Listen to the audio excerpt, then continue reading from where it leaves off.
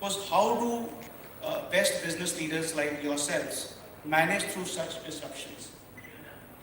Well, first of all, Aries, thank you very much for having me, and everyone, thank you for allowing me to do this on Zoom. Um, you're right, look, we've gone through a lot of changes, I would say. I think I would posit that disruption is a constant. There's always something going on that leaders have to embrace, whether it's at a global level, or it's a pandemic, or potential recession coming up, or supply chain constraints, or at a micro level within your own companies, or whether it's in your own market. So there's always something that we have to deal with as leaders. And part of the opportunity here, part of the challenge is you've got to figure out how do you embrace it, how are you constantly adapting your strategy depending on what new information shows up. Now, as you appreciate, challenges we have about 14,000 people who work at Palo Alto Networks now.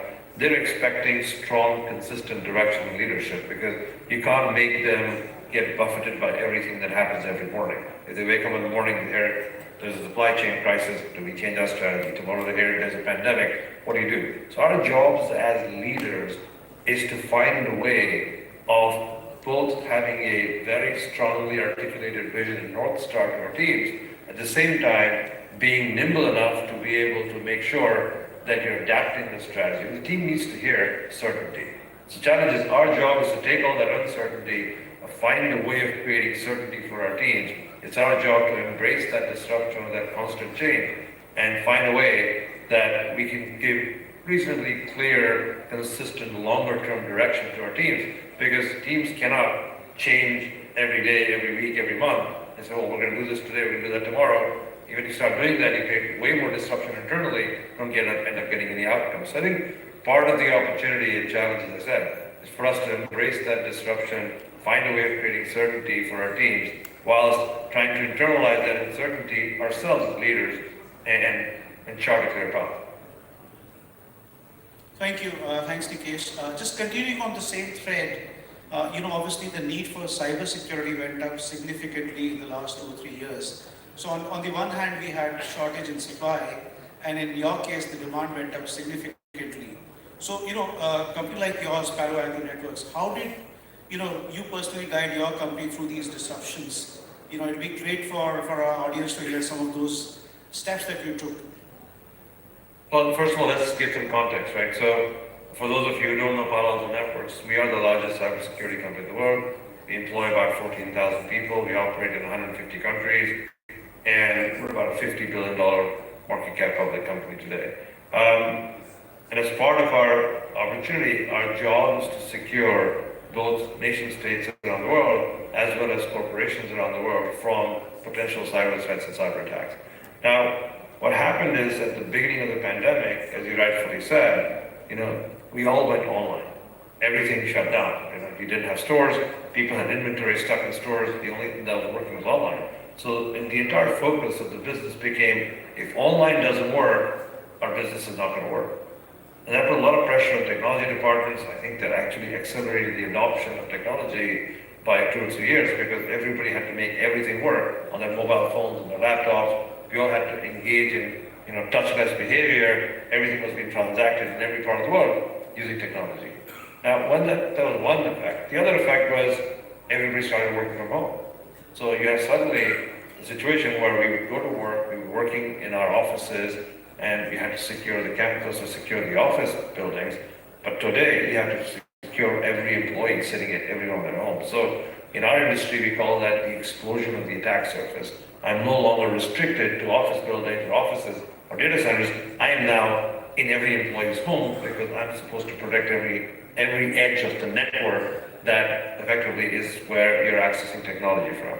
In case you're offering that capability to all of your customers, I have to be in everybody's customer's home to make sure that they don't get attacked or hacked, which might cause my systems to get attacked. So in that context, those are the things that were happening from a technology perspective. As you said, the demand was going up. At the same time, we had ourselves to deal with. We had employees who just woke up one morning or told, don't come to work for the next 4 weeks. That's where it started. Apple announced, Palo Alto announced, we announced, for the next 4 weeks, you're going to go to work from home.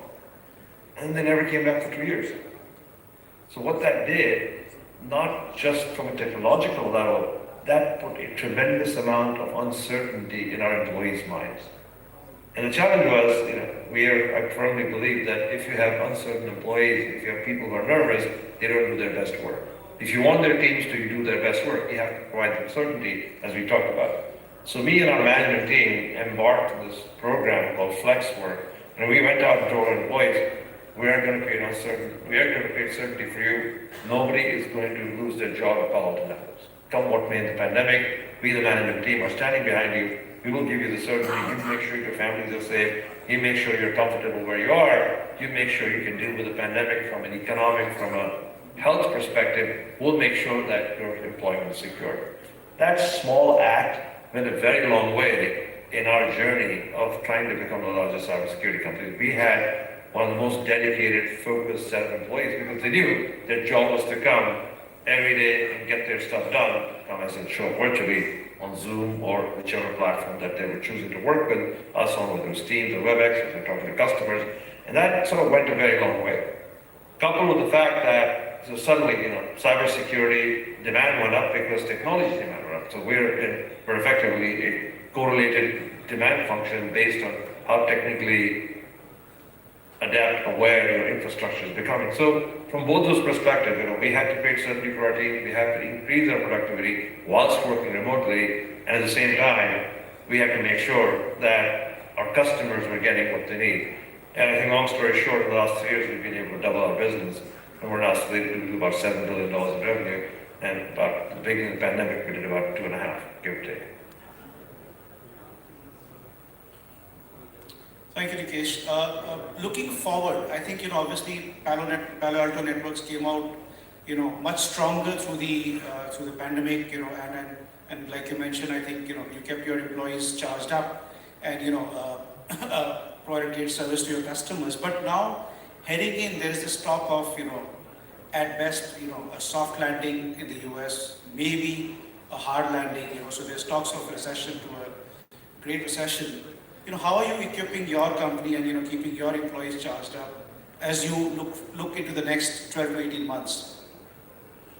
Harish, that's a great question. I don't think, I don't know if you guys are paying attention, but earlier this morning in the US, the Federal Reserve came out and said that they think that the interest rate hikes may have to slow down, or we may get a lower hike in December, so markets are feeling a bit calmer. But having said that, we're not out of the economic pressures around the world. Natural gas and oil are still very expensive. People may have forgotten there's still a war going on between Russia and Ukraine. So, by all means, there's lots of macroeconomic uncertainty, which is coupled with the increased oil price, coupled with the supply chain crisis we went through, coupled with full employment in the US, there's tremendous amount of inflationary pressure. So, the Federal Reserve in the US is trying to bring inflation down. You're seeing the dollar get very strong, which has a global impact from an import-export imbalance perspective. So there's a whole bunch of macroeconomic activity. How that is translating itself is it's creating demand uncertainty in the world. We haven't had demand uncertainty in the last 2 or 3 years because the US was flush with cash, everybody was flush with cash, they weren't traveling, they were spending money. So I know that India has a slightly different set of outcomes because India did not go through some of the pressures the US went through. But having said that, there's too much money that flooded the market, so inflation is becoming a problem. Now, because of everything that the Federal Reserve is doing, we're all talking about potential recession in various parts of the world, whether it's because of high inflation in Europe because of gas prices, or it's because of the war in Ukraine, or it's because of the Federal Reserve increasing interest rates.